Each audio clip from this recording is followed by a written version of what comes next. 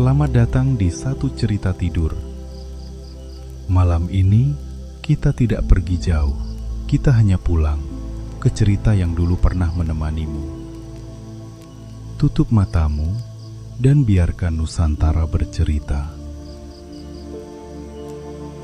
Malam ini kita akan pergi ke sebuah tanah yang jauh di timur Nusantara, tanah yang dikenal dengan nama Sopeng, sebuah kabupaten di Provinsi Sulawesi Selatan yang dipeluk oleh bukit-bukit hijau dan dialiri sungai-sungai yang airnya terasa dingin, bahkan di siang hari yang paling terik sekalipun. Bayangkan kamu berdiri di atas tanah merah yang lembut itu sekarang. Di sekelilingmu berdiri pohon-pohon besar yang batangnya berlumut, dan di kejauhan terdengar suara tonggeret yang bernyanyi bergantian tanpa henti sejak senja tadi. Angin bertiup dari arah selatan, membawa aroma tanah yang habis diguyur hujan sore. Bau petrikor yang berat, hangat, dan entah mengapa terasa seperti pelukan. Di langit malam ini tidak ada bulan, hanya bintang-bintang kecil yang berkedip-kedip di balik awan tipis yang bergerak perlahan seperti gumpalan kapas yang malas. Di bawah cahaya redup itu, seorang perempuan tua duduk di atas tikar pandan di teras sebuah rumah panggung kayu. Tangannya sedang memilin ujung sarungnya yang bermotif corak merah dan hitam, dan matanya memandang jauh ke arah kegelapan hutan di ujung desa, seolah ia melihat sesuatu yang tidak bisa dilihat orang lain.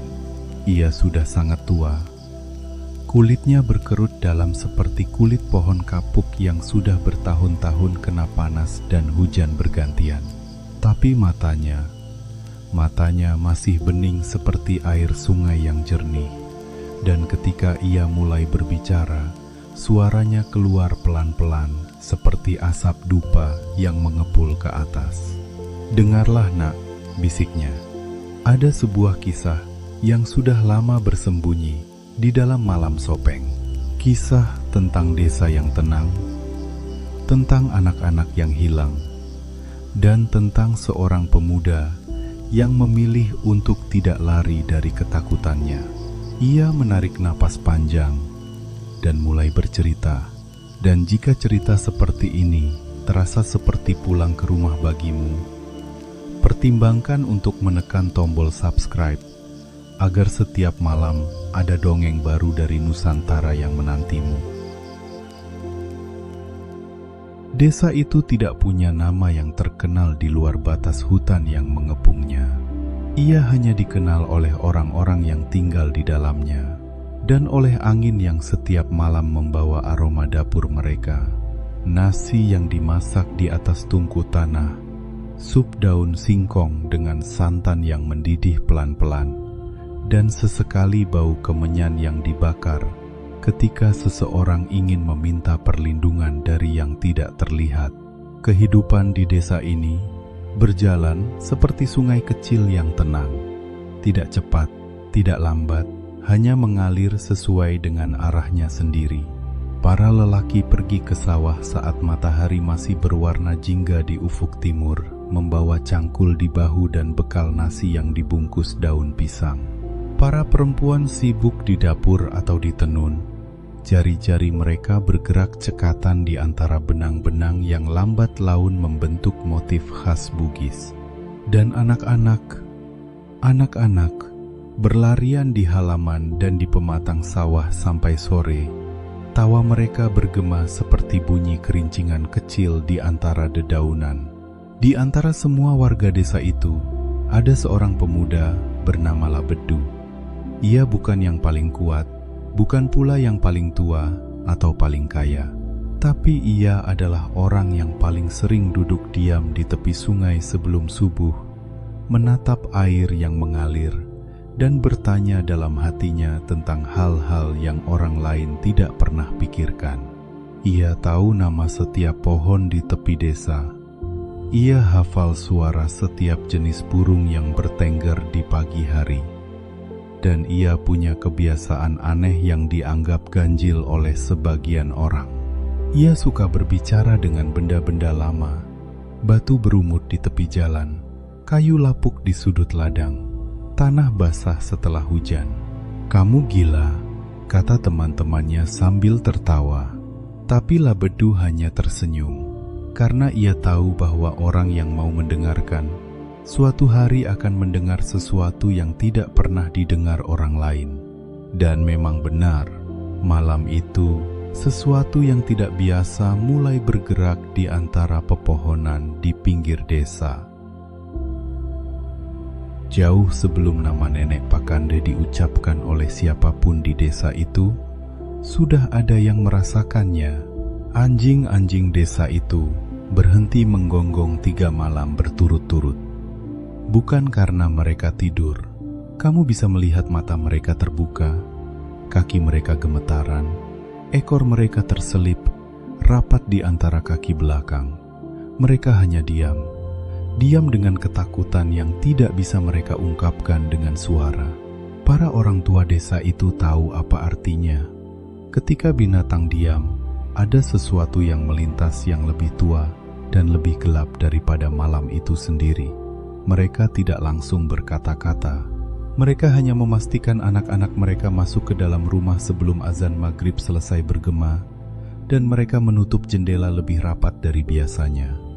Bukan karena angin, tapi karena sesuatu yang lain, sesuatu yang tidak ada nama pastinya di siang hari, tapi punya nama yang sangat jelas di malam hari. Nenek Pakande. Tanah ini sudah lama menyimpan kisah tentangnya, tentang sosok yang berwujud manusia tua, tapi matanya seperti 2 bara yang tidak pernah padam. Ia berjalan di antara desa-desa di kegelapan, mencium aroma yang paling ia sukai dari segala aroma di dunia. Aroma seorang anak yang tidur nyenyak, dan di tempat ia singgah, selalu ada yang hilang sebelum fajar.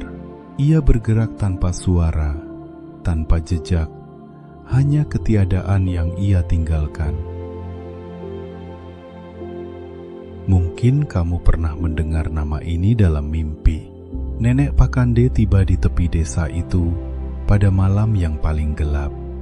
Malam ketika bahkan bintang seolah memilih untuk bersembunyi di balik awan. Ia berjalan menyusuri jalan setapak berbatu yang menghubungkan hutan dengan desa. Kakinya tidak mengeluarkan suara sama sekali di atas tanah merah basah itu. Tubuhnya membungkuk seperti bambu tua yang hampir patah. Tapi gerakannya cepat, sangat cepat untuk seseorang yang terlihat seringkih itu. Ia berhenti di tepi hutan dan mengendus udara malam. Hidungnya bergerak seperti binatang yang sedang memburu mangsa. Desa itu lengang. Semua pintu sudah tertutup. Semua lampu sudah dipadamkan, kecuali 1-2 yang masih menyala redup di balik dinding anyaman bambu. Ia menoleh ke kiri, ke kanan, lalu telinganya yang luar biasa tajam menangkap sesuatu. Tangisan bayi, tipis sekali. Hampir tidak terdengar oleh manusia biasa, tapi bagi Nenek Pakande, suara itu seperti gong yang dipukul tepat di samping telinganya, dan wajahnya yang keriput itu perlahan melengkung menjadi sebuah senyuman yang tidak menyerupai senyum manusia sama sekali. Ia sudah menemukan desanya untuk malam ini. Ia mencari tempat berlindung untuk menunggu. Dan di antara bebatuan di tepi ladang, ia menemukan sebuah gua kecil yang cukup untuk menyembunyikan tubuhnya yang bungkuk. Di sanalah ia duduk, mengulipkan lutut ke dada, dan menunggu seperti hujan yang tahu kapan ia akan turun. Kesabaran adalah senjatanya yang paling mematikan. Tidak ada yang tahu bahwa malam itu akan mengubah segalanya. Keesokan harinya, desa itu kembali ke ritmenya. Para petani berangkat ke sawah. Suara lesung padi bergema dari satu sudut desa. Asap dari dapur mengepul pelan ke langit pagi yang biru muda. Semuanya terasa biasa, terasa normal, terasa aman. Tapi ketika sore mulai jatuh dan warna langit berubah menjadi jingga kemerahan, ada seorang ibu yang berdiri di depan pintu rumahnya dan memanggil kedua anaknya. Suaranya mula-mula lembut, lalu lebih keras, lalu sangat keras. "Cepat masuk, ibu sudah siapkan makan malam." Tidak ada jawaban. Ia menunggu. Ia melangkah ke halaman. Ia memanggil lagi. Masih tidak ada jawaban.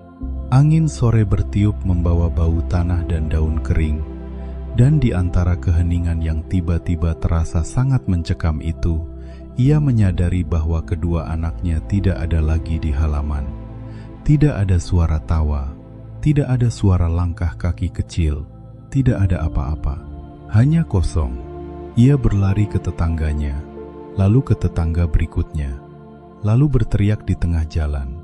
Suaranya pecah seperti tembikar yang jatuh ke tanah keras. Dan desa yang tadi terasa begitu hidup dan ramai itu, tiba-tiba berhenti sejenak di sela napasnya. Malam seperti ini selalu dimulai dengan cara yang sama, dengan hilangnya sesuatu yang paling berharga. Rasakan punggungmu menyentuh kasur sekarang. Rasakan beratmu sendiri, berat tubuh yang sudah bergerak seharian. Kamu aman di sini, di dalam cerita ini. Biarkan bahumu turun sedikit, biarkan tanganmu mengendur, dan kita lanjutkan bersama dengan langkah yang lebih pelan dari tadi. Ada satu momen dalam kisah ini yang tidak pernah dilupakan oleh siapapun di desa itu. Malam itu, para warga berkeliling mencari dua anak yang hilang itu sampai obor mereka hampir habis. Mereka memeriksa setiap sudut ladang, setiap balik batu, setiap celah di bawah rumah panggung. Mereka memanggil nama anak-anak itu sampai suara mereka parau. Tapi yang mereka temukan hanya kegelapan yang semakin dalam dan bayangan pohon yang bergoyang ditiup angin malam. Seolah hutan itu sedang menggelengkan kepalanya, mengatakan, "Bukan di sini, bukan di sini." Ketua desa yang sudah berumur itu duduk di balai desa. Kepalanya tertunduk, jari-jarinya menyentuh sisi gelas-gelas air yang sudah lama kosong. Ia tidak bisa tidur. Ia tahu seorang pemimpin yang baik tidak bisa memejamkan matanya ketika ada rakyatnya yang tertimpa celaka. Itu bukan kelemahan, itu adalah beban yang ia pikul. Dengan sadar, sejak hari ia menerima kepercayaan itu. "Besok pagi," katanya pelan, "kita kumpulkan semua warga. Kita cari lagi setiap rumah, setiap kebun, setiap tepi sungai." Kata-katanya tidak keras, tapi ada sesuatu di dalam nada itu yang membuat semua orang yang mendengarnya merasakan hal yang sama, bahwa ini belum selesai dan bahwa mereka tidak sendirian. Itulah yang namanya kepemimpinan yang sesungguhnya. Bukan suara yang paling keras, tapi hati yang paling pantang menyerah. Bayangkan, kamu berdiri di tempat yang sama dengan dia, di bawah langit yang sama. Pagi berikutnya, ketika semua warga berkumpul di halaman balai desa, datanglah seorang perempuan muda dengan bayi di gendongannya. Mukanya pucat seperti kapur, matanya merah karena menangis sepanjang malam. Ia hampir tidak bisa berbicara. Tapi kata-kata itu akhirnya keluar juga dengan suara yang gemetar seperti daun pisang dalam hujan lebat. "Bayiku hilang." Keheningan menghantam halaman itu seperti batu besar yang dijatuhkan ke kolam. Perempuan itu bercerita dengan terputus-putus. Bayinya ada di sampingnya. Ketika ia tertidur, suaminya sedang pergi mengunjungi saudara yang sakit. Ia sendirian. Dan ketika ia terbangun di subuh hari, tangan kecil yang biasanya menggenggam jarinya itu sudah tidak ada lagi. Semua kepala tertunduk, dan di antara keheningan yang berat itu berdirilah seorang pemuda, Labedu. Suaranya pelan tapi jelas, seperti suara air yang mengalir di atas batu. tidak memaksa, tapi tidak bisa diabaikan. Ini ulah nenek Pakande. Semua mata berpaling ke arahnya. Disinilah cerita ini berbelok perlahan, tapi pasti. Perlahan, Labedu bukan orang yang suka berbicara di depan banyak orang. Tangannya sedikit gemetar ketika semua mata memandangnya, dan ia harus menelan sesuatu yang terasa seperti batu kecil di tenggorokan sebelum bisa melanjutkan kata-katanya. Tapi ia sudah memilih untuk tidak diam. Ia bercerita tentang apa yang ia tahu tentang nenek Pakande, sosok siluman yang telah melanglang dari desa ke desa, mencuri anak-anak di bawah lindungan malam. Ia tahu karena 2 musim yang lalu, desa pamannya juga mengalami hal yang sama. Dan ia tahu tentang satu hal yang menjadi kelemahan makhluk itu. Sesuatu yang ditakutinya melebihi apapun di dunia. Ada seorang raksasa yang dikenal dengan nama Raja Bangkung Picurawuae, kata Labedu. Ia adalah raksasa berhati baik, tapi bertubuh sangat besar dan menyeramkan. Ia memakan manusia, tapi hanya manusia jahat. Nenek Pakande sangat takut padanya. Ketua desa mengerutkan dahi. Tapi kita tidak tahu di mana raksasa itu tinggal. Labedu mengangguk. Itu sebabnya kita tidak perlu mencarinya. Kita hanya perlu membuatnya hadir. Tidak Puluma. Ruangan itu sunyi sejenak. Lalu ketua desa menatap pemuda itu dengan mata yang mempertanyakan sekaligus mempercayai. 2 perasaan yang jarang datang bersamaan, tapi ketika datang, itu adalah tanda bahwa seseorang di depanmu adalah orang yang layak untuk dipercaya. Diam-diam, tanpa disadari siapapun yang ada di desa itu, sebuah rencana mulai terbentuk seperti akar pohon yang pelan-pelan menembus tanah. Labedu membutuhkan beberapa hal yang terdengar aneh. Kura-kura, belut, garuk besar, air berbusa, kulit rebung kering, dan sebuah batu yang sangat besar. Para warga mengerutkan dahi, tapi mereka mengumpulkan semua itu tanpa banyak bertanya, karena tidak ada pilihan lain, dan karena terkadang kepercayaan adalah satu-satunya yang bisa kita berikan kepada seseorang yang berani melangkah ke depan. Ketika semua benda itu sudah terkumpul di halaman rumah Labedu, ia duduk bersila di tengah-tengah semuanya dan mulai menjelaskan rencananya dengan pelan. Kura-kura akan menjadi kutu raksasa, garuk besar akan menjadi sisir, air berbusa akan menyerupai air liur makhluk yang sangat besar, kulit rebung kering akan menjadi pengeras suara, agar suaranya terdengar bergema seperti suara dari perut bumi. Dan ia sendiri, ia akan berdiri di dalam bayangan rumah, menggunakan semua itu untuk menciptakan ilusi. Ilusi bahwa Raja Bangkung Picurawuae ada di sana. Malam ini, katanya, semua rumah di desa harus padam. Tidak ada satupun lampu yang boleh menyala. Hanya rumah ini yang akan terang. Dan di sini, kita letakkan belut di tangga dan batu besar di bawah tangga. Seseorang bertanya, kenapa belut dan batu? Labedu tersenyum tipis. Karena dalam kegelapan, kaki bisa mengkhianati nyali yang paling kuat sekalipun. Dan mungkin itulah kecerdasan yang sesungguhnya. Bukan kekuatan untuk melawan, tapi kebijaksanaan untuk menciptakan jalan yang membuat musuh menjebak dirinya sendiri. Tarik napas pelan sekarang, tahan sejenak, lalu lepaskan perlahan. Rasakan udara itu keluar, membawa sedikit beban yang tadi kamu bawa. Dan kita lanjutkan bersama, lebih dalam lagi, ke dalam malam sopeng itu. Ada yang berubah hari itu, meski tidak ada yang bisa menyebutnya dengan tepat. Malam turun perlahan-lahan, seperti selimut gelap yang ditarik dari cakrawala, dan satu persatu lampu-lampu di seluruh desa itu dipadamkan. Rumah demi rumah menjadi gelap, jalan setapak menjadi tidak terlihat.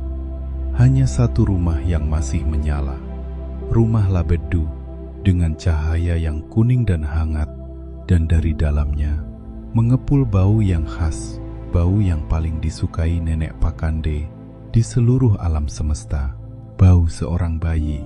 Di dalam kamar, bayi itu dijaga oleh 2 orang warga yang duduk diam di sudut gelap, tidak bergerak, hampir tidak bernapas.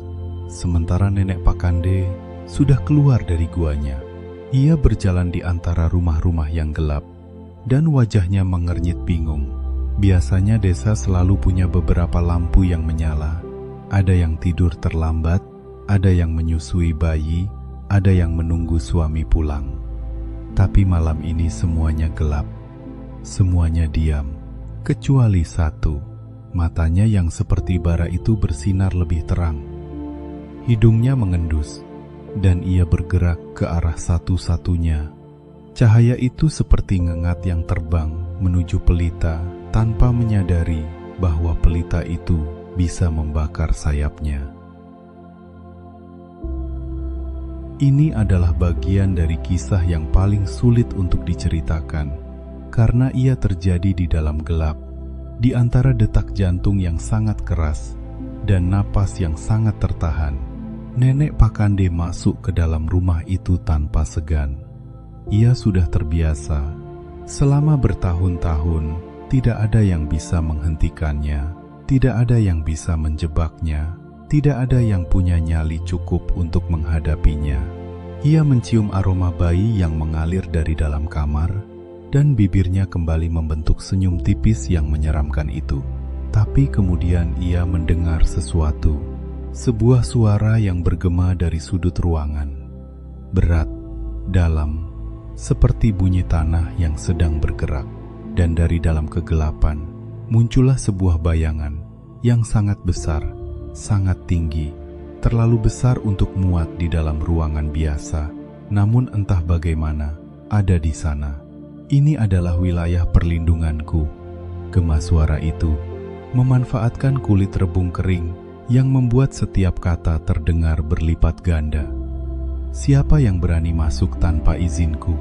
Nenek Pakande membeku. Ia menoleh ke arah bayangan besar itu. Jantungnya yang selama ratusan tahun hampir tidak pernah berdetak keras, kini terasa berdegup dengan cara yang tidak biasa. Tidak mungkin, kamu Raja Bangkung Picura Wae. Seandainya kamu bisa melihat wajah Labedu saat itu, kamu pasti mengenali sesuatu di sana.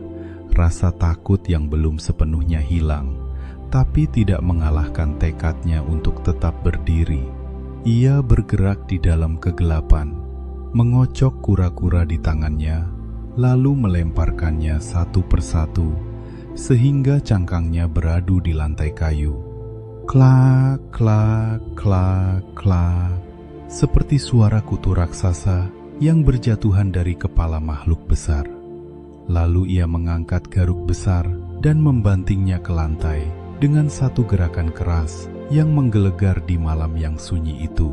Nenek Pakande mundur selangkah. Labedu menaikkan air berbusa ke bibirnya sendiri, membiarkan gelembung-gelembungnya mengalir ke bawah dagunya, menyerupai air liur makhluk yang sedang lapar dan siap memakan apa saja.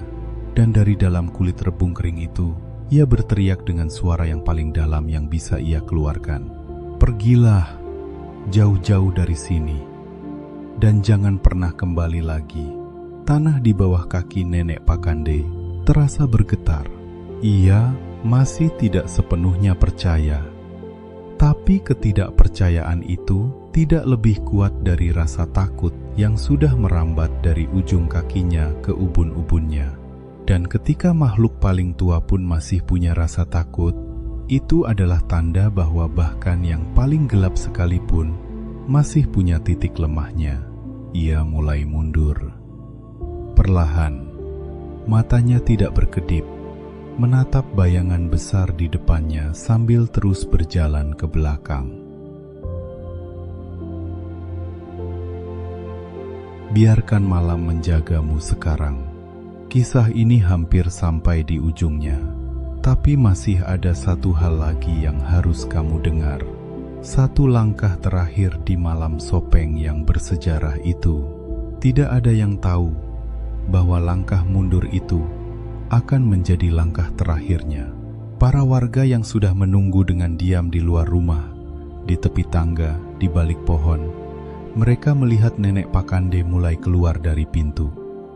Mereka menahan napas, tangan mereka berkeringat dingin.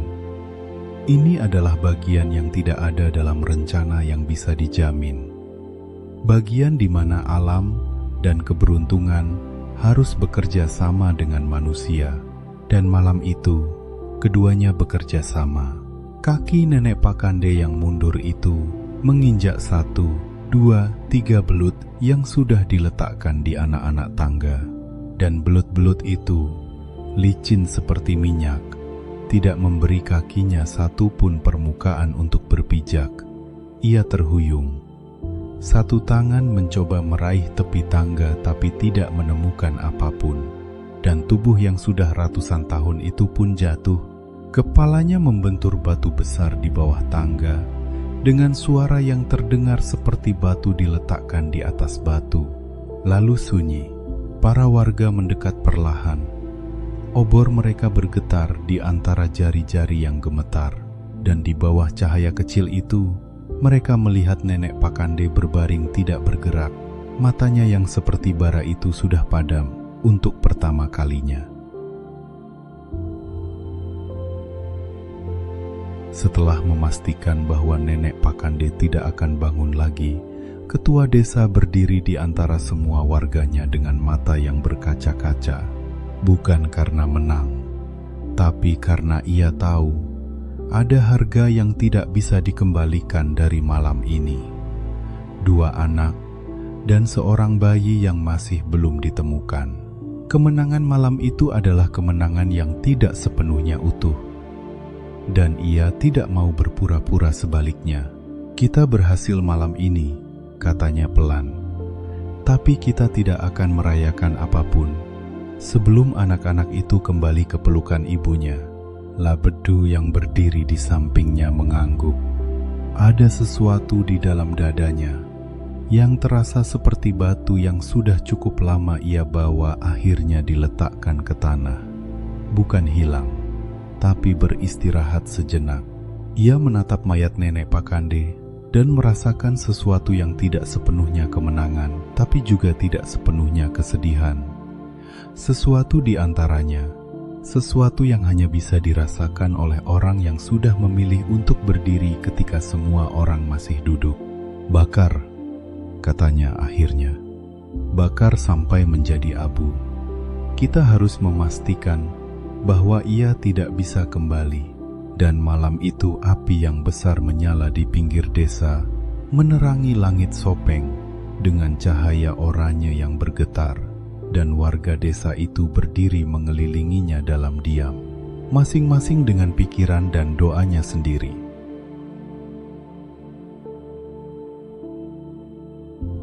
Kisah tentang nenek Pakande tidak berakhir pada malam itu saja.